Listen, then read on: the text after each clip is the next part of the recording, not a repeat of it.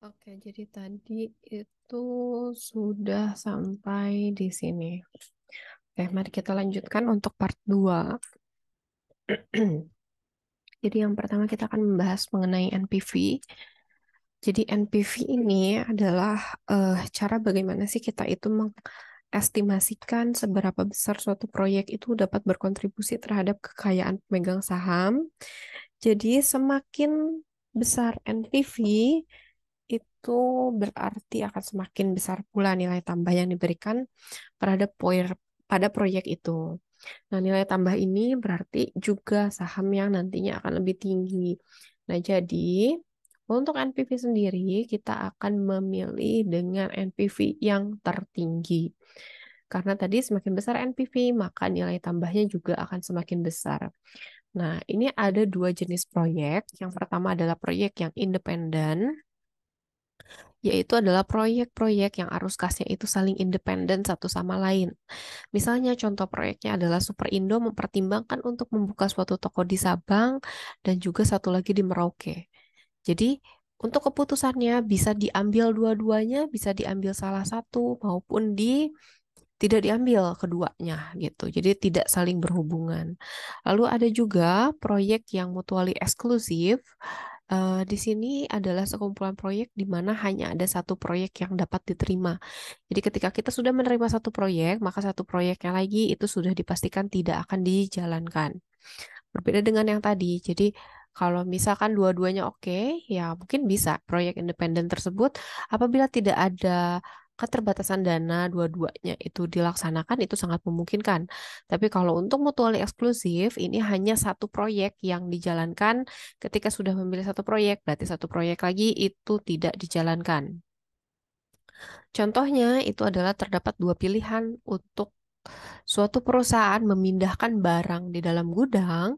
Yang pertama itu dengan cara menggunakan sistem ban berjalan atau conveyor belt dan juga yang kedua dengan menggunakan forklift. Nah, jadi ketika kita menerima salah satu proyek berarti kita menolak proyek yang lain karena sudah dijalankan oleh satu proyek tertentu.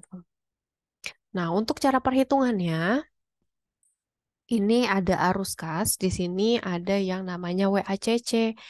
Nah, kalau kalian masih ingat apa yang dimaksud dengan WACC, WACC di sini adalah biaya modalnya. Berarti ketika kita sudah mempunyai biaya modal, yang namanya pengembalian itu harus lebih besar daripada si biaya modalnya.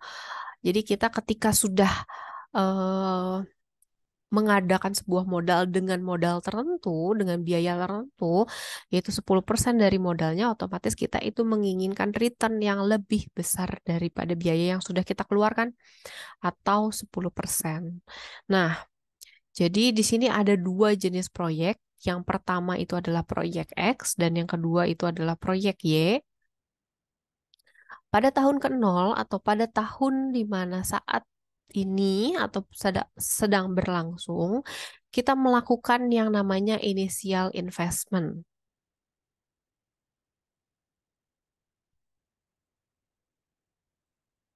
Atau investasi pertama. Lalu pada tahun ke-1 kita akan mendapatkan pemasukan yaitu sebesar 500 untuk proyek X. Tahun kedua itu akan mendapatkan 300 dan tahun ketiga akan mendapatkan 100. Lalu yang proyek Y itu setelah kita melakukan initial investment sebesar 700, tahun pertama akan mendapatkan 100, kedua 300, ketiga 600. Apabila secara kasar ataupun kasat mata kita membandingkan antara proyek Y dan X, otomatis akan agak sulit. Kenapa? Mungkin ada sebagian orang yang dia itu lebih menginginkan proyek X. Apa sebabnya misalnya? Proyek X itu dia 500 di awal. Berarti berdasarkan present value, dia itu nilainya akan jauh lebih besar ketika kita dapat 600 di tahun ketiga. Begitu. Terus kita bandingkan kembali. Yang kedua, oh ternyata kayaknya bagusan proyek Y. Soalnya kalau proyek Y itu 100 ditambah 300, 400 ditambah lagi 600, ini berarti 1000. Kalau yang atas 500 ditambah 300 ditambah 100 ini hanya 900. Enggak proyek Y aja. Karena dari keseluruhan return itu lebih besar. Nah, kita tidak bisa menggunakan asumsi-asumsi kita sendiri pada pemilihan proyek. Jadi, kalau misalkan pada saat kita membandingkan kedua jenis proyek ini, kita harus membandingkannya berdasarkan yang pertama tadi NPV. Nah, masih ingat ya rumus NPV?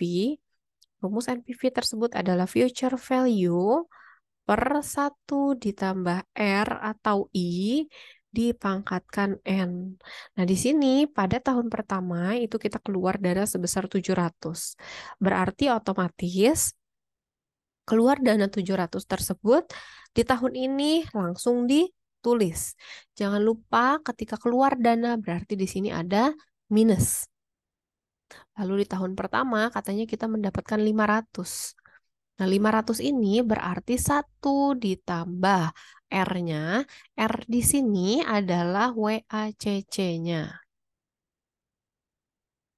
Tulislah 0,1, lalu dipangkatkan sesuai dengan tahunnya. Ini tahun pertama, tahun kedua, dan juga tahun ketiga. Lalu didapatkanlah setelah perhitungan, yaitu adalah 77,61. Begitu pula cara perhitungan untuk NPV proyek Y. Jadi pertama itu 700, lalu arus kas di tahun pertama, jangan lupa N-nya itu 1, arus kas tahun kedua, N-nya 2, arus kas tahun ketiga, N-nya 3, lalu ini semua dijumlahkan. Maka dapatlah hasilnya 89,63. Jadi teman-teman ada yang menarik, tadi saya bilang, mendingan 500 di tahun pertama dibandingkan dengan 600, kan angkanya padahal lebih besar ya, 600 tapi di tahun ketiga. Ini bisa kita bandingkan, ternyata 500 di tahun pertama itu dapatnya 454. Sedangkan 600 di tahun ketiga ternyata hasilnya itu lebih kecil, yaitu hanya sebesar 450. Nah, setelah kita mendapatkan kedua NPV tadi, kita baru dapat membandingkan proyek mana yang akhirnya terbaik. Untuk NPV, kita akan memilih dengan NPV yang tertinggi, yaitu adalah NPV dalam proyek Y. Gitu. Lalu ada yang namanya tingkat pengembalian internal atau internal rate of return. Nah, di sini itu sebetulnya bagaimana sih cara kita untuk memperkirakan profitabilitas investasi secara internal, lalu semakin investasi itu apa ya, internal rate of return-nya tinggi, maka sebetulnya semakin besar juga pasti return untuk si perusahaan. Nah, untuk IRR ini ada dua ketentuan. Yang pertama itu kalau untuk proyek independen, berarti apabila IRR-nya lebih besar daripada WACC, maka proyek diterima. Tapi apabila IRR-nya lebih kecil dari WACC, maka proyek ditolak. Otomatis ya tadi, karena kita nggak mau return-nya itu lebih kecil daripada biaya modal yang sudah kita keluarkan. Nah, kembali lagi untuk proyek independen ini bisa dua-duanya dijalankan. Yang penting itu di atas WACC return-nya. Namun, dengan catatan tidak ada keterbatasan dana. Nah, untuk mutually eksklusif itu proyeknya kita bandingkan dulu proyeknya dengan angka IRR-nya. Nah, lalu setelah didapatkan angka IRR-nya, proyek dengan IRR tertinggi itu berarti akan diterima dengan asumsi IRR tersebut tetap harus lebih besar daripada WACC.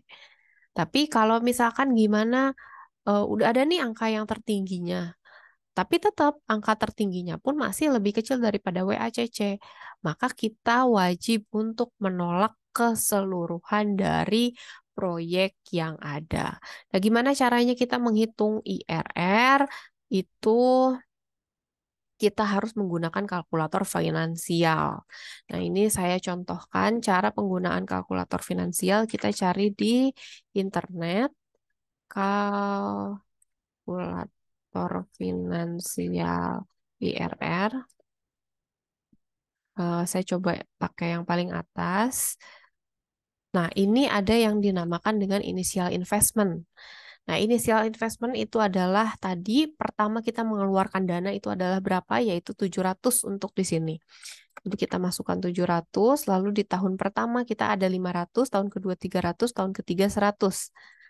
Ini 500, ini 300, ini 100.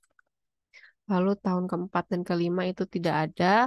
Untuk persenannya kita masuk yang WACC, yaitu adalah 10%. Maka setelah dihitung, itu kita dapat IRR-nya 18%. Kita cek di sini, betul ya hasilnya 18%. Lalu untuk proyek Y itu pertama inisial investmentnya 700, lalu arus kasnya 100, 300, dan 600. Tetap IRR-nya itu adalah 10%, didapatkan hasilnya 15.559, ya 15.556 karena di sini ada pembulatan 9 ke angka 5 sebelumnya, jadi 15,56 sama.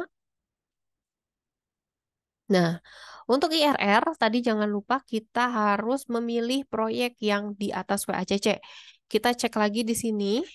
Untuk WACC-nya itu ada di angka 10%, berarti semuanya itu aman. Ini semuanya sudah di atas dari 10%. Nah, lalu untuk proyek yang mutually eksklusif, kita pilihlah proyek yang terbesar, maka dipilihlah proyek X. Begitu.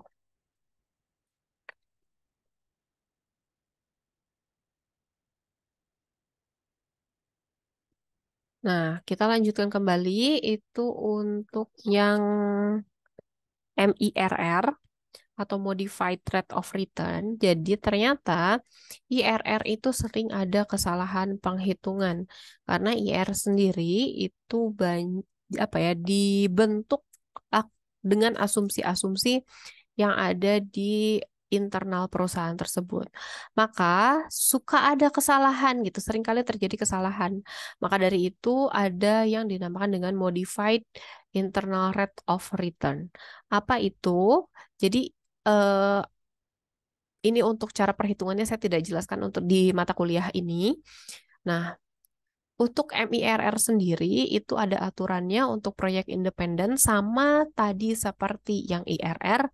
Untuk mutuali eksklusif juga sama seperti yang IRR. Nah, kita lanjutkan di sini. Cara perhitungannya tetap kita harus menghitung menggunakan kalkulator finansial. Untuk ini silahkan bisa di eh, coba masing-masing ya. Lalu di sini setelah ada perhitungan eh, proyek A dan juga proyek B, itu untuk proyek A NPV-nya itu sebesar 128, IRR-nya itu ada sebesar 23, ini untuk proyek B.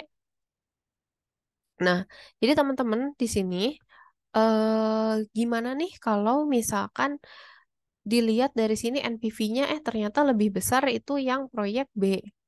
Kalau dilihat dari NPV-nya proyek B. Kalau dilihat dari IRR-nya lebih gede yang proyek A. Terus gimana dong kita pilih yang mana?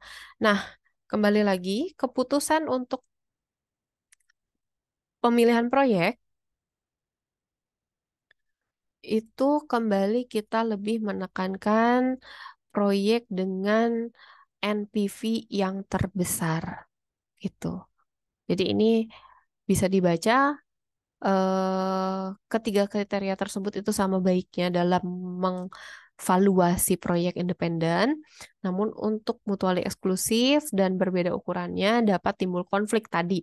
Yang satu gedenya di IRR, satu gedenya di NPV gitu.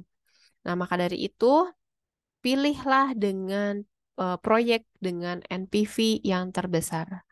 Gitu karena NPV adalah cara terbaik memilih proyek yang dapat memaksimalkan nilai. Begitu, teman-teman. Oke, saya lanjutkan kembali untuk yang payback period. Saya lanjutkan di part 3. Jadi saya akhiri dulu sampai di sini.